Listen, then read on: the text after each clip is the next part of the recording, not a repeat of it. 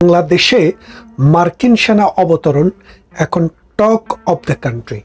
কিন্তু দুঃখজনক বিষয় হচ্ছে বাংলাদেশের কোনো রেডিও, টেলিভিশন, কোনো পত্রিকা এই নিউজটি ফলাও করে প্রচার করতে পারছে না। অর্থাৎ আপনাকে পিটাবে কিন্তু আপনি কাঁদতে পারবেন না, এমন একটি অবস্থায় বাংলাদেশ চলে যাবে। আমার মনে হয় যে তরুণ প্রজন্ম আশা নিয়ে আন্দোলন করেছিল শেখ হাসিনা সরকারের বিরুদ্ধে, তারাও এটি চায়নি। যে জনগণ রাস্তায় গিয়ে দাঁড়িয়েছিল সরকার পরিবর্তন হোক সেই কথা চিন্তা ভাবনা করে, অথবা কোটা পরিবর্তন হোক সেই কথা চিন্তা ভাবনা করে, তারাও কিন্তু আজকের দিনটি কল্পনা করেনি। কথা বাড়াতে চাই না সেদিকে। আপনারা জানেন গত 3 দিন থেকে বাংলাদেশে মার্কিন সেনাদের অবস্থান, মার্কিন সেনারা সুপার হারকিউলিক্স নামে একটি সেনাবাহিনী এবং অস্ত্র বহনকারী যুদ্ধ বিমান নিয়ে বাংলাদেশে অবতরণ করেছে। কক্সবাজারে তাদের জন্য হোটেল খালি করে দেওয়া হয়েছে, 5 স্টার হোটেল।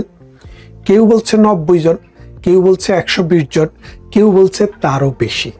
আমরা সঠিক সংখ্যা কোনোদিনও জানতে পারবো না, শুধুমাত্র তাদের উপস্থিতি দেখে আপনারা যেটুকু বুঝতে পারেন।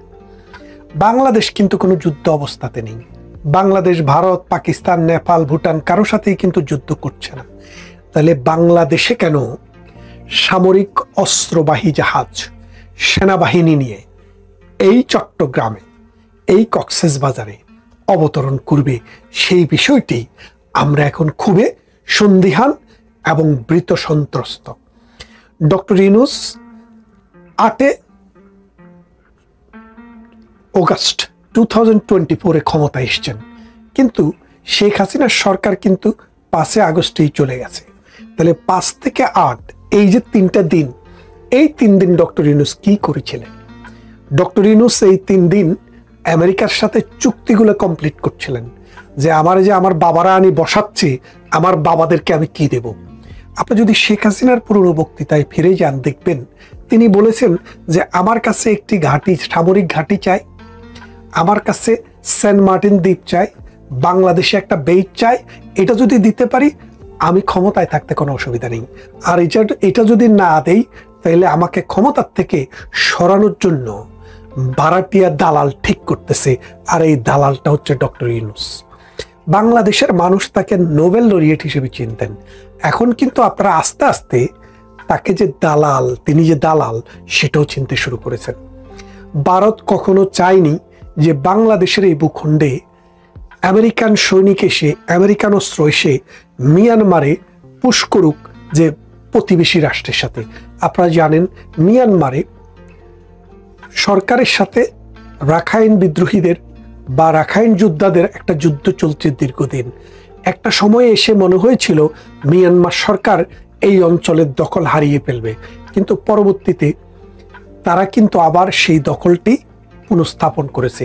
এখনো যুদ্ধ চলছে। এখন কমাস আগে আপনারা দেখেছেন ডক্টর ইউনূসের কাছে আমেরিকা এখানে একটি করিডোর চেয়েছে। করিডোর নাম দিয়েছে কি মানবিক করিডোর। মানবিক করিডোর দিয়ে কি যাবে? মারণাস্ত্র, মানুষকে হত্যা করার গুলি, মানুষকে হত্যা করার জন্য ট্যাঙ্ক, মানুষকে হত্যা করার জন্য স্টেন গান, মেশিন গান, বোমা। তার মানে এই জাতিসংঘের তত্ত্বাবধানে অথবা আমেরিকার তত্ত্বাবধানে, তাদের সহযোগিতায় আমরা মানবিক করিডোর বলতে এখন যেটা বুঝি সেটা হচ্ছে মারণাস্ত্র পরিচালনা করার, মারণাস্ত্রকে নিয়ে যাওয়ার একটি করিডোর। সেই করিডোরটি আর্মি, বিডিআর, বিজিবি, পুলিশ সহ বাংলাদেশে যেসব শৃঙ্খলা বাহিনী আছে, সশস্ত্র বাহিনী আছে, তারা প্রতিবাদ করেছে।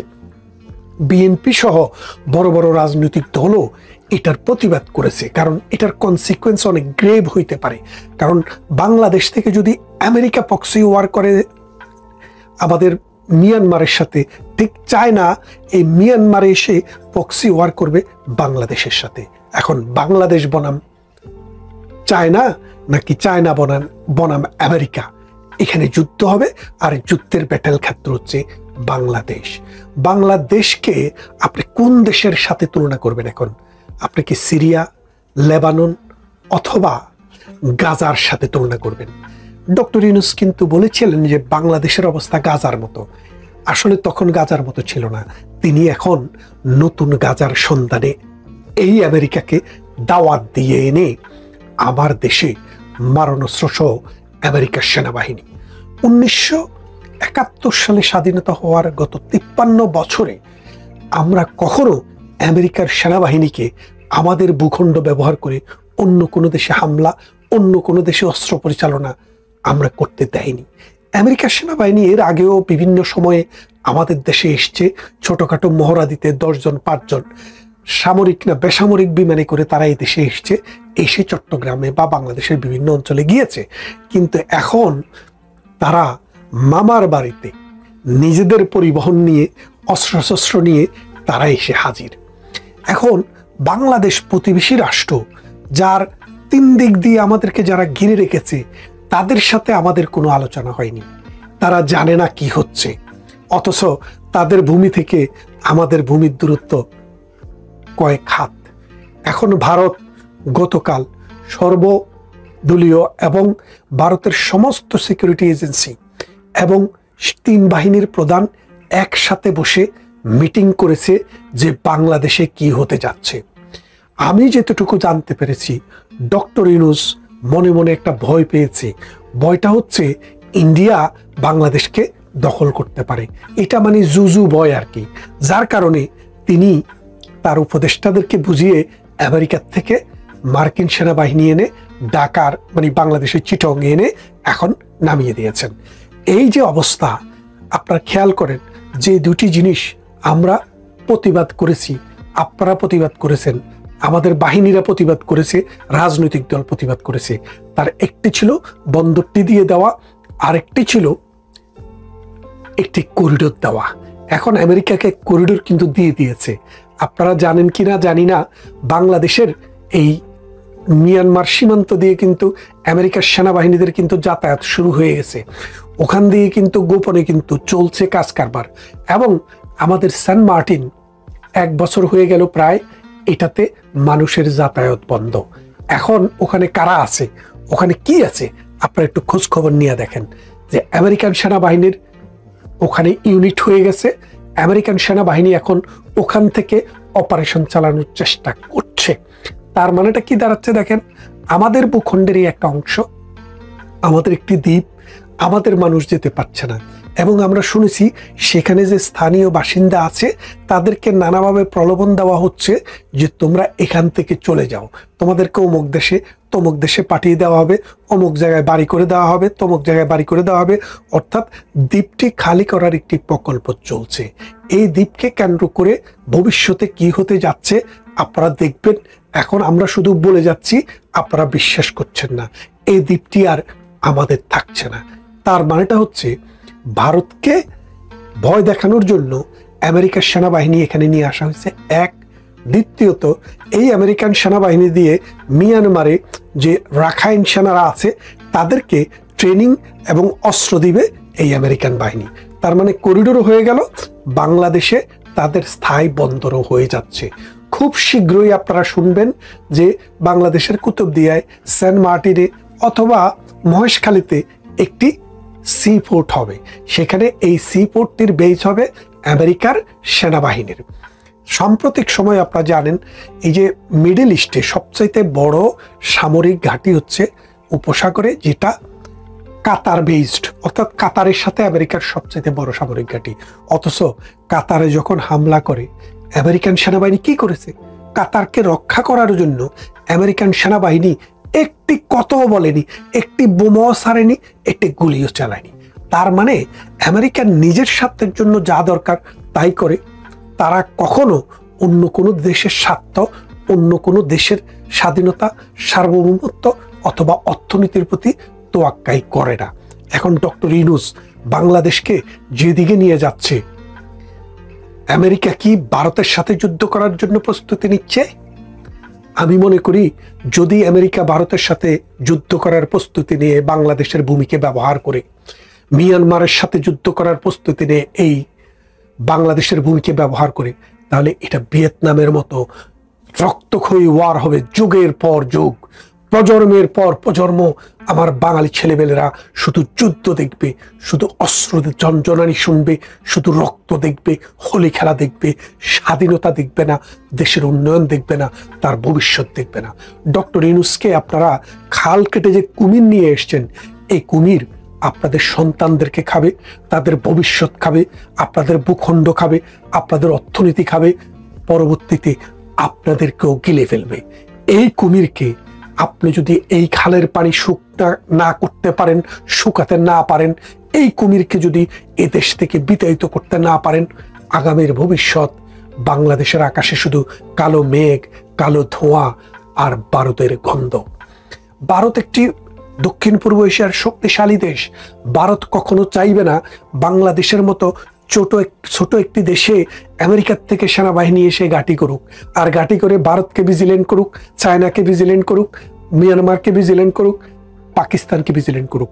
কারণ এই অঞ্চলের মাতাব্বরি আমেরিকা আশা করবে, এই দক্ষিণ পূর্ব এশিয়ার কোনো একটি দেশও চায় না একমাত্র ইউনূস ছাড়া। আমাদের সেনাবাহিনীও চায় না, আমাদের জনগণও চায় না, ভারতও চায় না, পাকিস্তানও চায় না, মিয়ানমারও চায় না। তাইলে বাংলাদেশের ভূখণ্ডে এই আমেরিকান সেনাবাহিনী কেন? আপনারা খেয়াল করে দেখেন, যেন কোনো ব্যাপার নয়। সুপার হারকিউলিক্স সেনাবাহিনীর যেটা অস্ত্র বহন করে এবং সেনাবাহিনীকে যুদ্ধকালীন সময় বহন করে, সেটা নিয়ে এসছে। আর শ্রীলঙ্কা থেকেও নাকি 2-3 জন নৌবাহিনী নিয়ে আসবে এখানে যৌথ মহড়া করার জন্য। তাইলে আপনারা বুঝেন বাংলাদেশের আজকের যে সমস্যা, এই সমস্যাটা হচ্ছে রাজনৈতিক সমস্যা, এই সমস্যাটা হচ্ছে একটি সুষ্ঠু নির্বাচনের সমস্যা, এই সমস্যাটি হচ্ছে অ্যাডমিনিস্ট্রেটিভ ফেলিউরের সমস্যা, এই সমস্যাটি হচ্ছে প্রশাসনিক দুর্বলতার সমস্যা। এই অবস্থায় যদি আপনি আসল দিকে না তাকিয়ে বাংলাদেশকে আরো নতুন নতুন সমস্যার জালে যদি আপনি জড়িয়ে নেন, তাহলে আগামীর বাংলাদেশ শুধু রক্তাক্ত বাংলাদেশ হবে। ভারত খুবই কঠিন সিদ্ধান্ত নিতে যাচ্ছে। ভারতের সিদ্ধান্ত হচ্ছে, বাংলাদেশ যদি তাদের যে পাকিস্তানমুখী আমেরিকাকে এই দেশের ভূমি দিয়ে দেওয়ার যে বন্দোবস্তের যে চিন্তা ভাবনা করছে, এখান থেকে যদি সরে না আসে, ভারত কিন্তু বাংলাদেশের একটা বিশাল অংশ দখলও করে নিতে পারে। কারণ আপনি ব্যাপারটা দেখেন, এই যে ইউক্রেন যখন দখল করে নিয়ে রাশিয়া, তখন আমেরিকা কি করেছে? আমেরিকার প্রেসিডেন্ট এসে বলেছে যে তোমাদের অর্ধেক অংশ ছেড়ে দিয়ে ওদের সাথে সমঝোতা করো। কিন্তু ইউরোপিয়ান ইউনিয়নের যে সদস্য ব্রিটেন, ওরা বলছে না, রাশিয়ার সাথে আমরা যুদ্ধ করব, আমরা সবাই সাহায্য দিব, কিন্তু আমরা রাশিয়ার সাথে ভূমির অংশ দিয়ে এই সমঝোতা চাই না। এখন আমেরিকা যেভাবে চাচ্ছে বাংলাদেশে যা হচ্ছে, বাংলাদেশে যেটা হবে, এর ফলে যদি ভারত যদি বাংলাদেশের কোনো একটি অংশ দখল করে নিয়ে যায়, আমাদের সেনাবাহিনীর সেরকম কি সক্ষমতা আছে? আর আমরা কি কোটি কোটি টাকা দিয়ে আমেরিকার সেনাবাহিনী পালতে পারবো? কারণ ভারত তো পরীক্ষিতভাবে আমাদের বন্ধু প্রতিম একটা দেশ। আমাদের যখন দুঃসময় ছিল 71-এ, সে সময় আমাদের পাশে এসে দাঁড়িয়েছে। আজকে আপনি ভারতকে বৃদ্ধাঙ্গুলি দেখানোর চেষ্টা করছেন, আমেরিকার দালালদেরকে ডেকে এনে, বেনিয়াদেরকে ডেকে এনে। এর ফল ভালো হবে না। আসুন ডক্টর ইউনূসের এই কুমতলব আমরা তাকে লাল কার্ড দেখিয়ে বলে দেই, বুঝিয়ে দেই, এই বাংলাদেশ 30 লক্ষ মানুষের রক্তে গড়ে ওঠে একটি স্বাধীন দেশ। এ দেশে এই দালালি আর বেশি দিন চলবে না।